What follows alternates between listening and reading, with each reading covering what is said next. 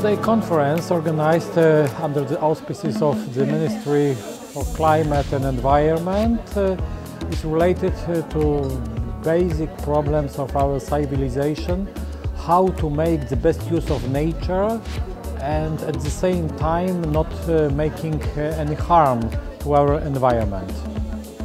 COVID has demonstrated that we can do it, but it seems that we only kind of get there when, we really feel the burn.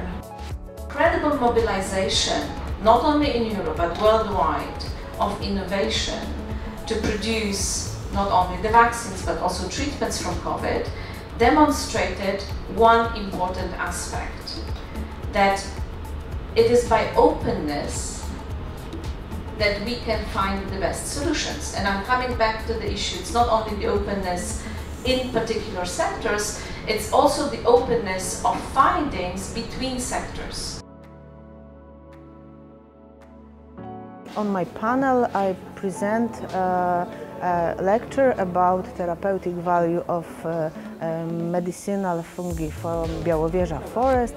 It is something like a key for solving global problems. Today's panel and lectures will indicate how scientists and inventors may be inspired by nature in their research.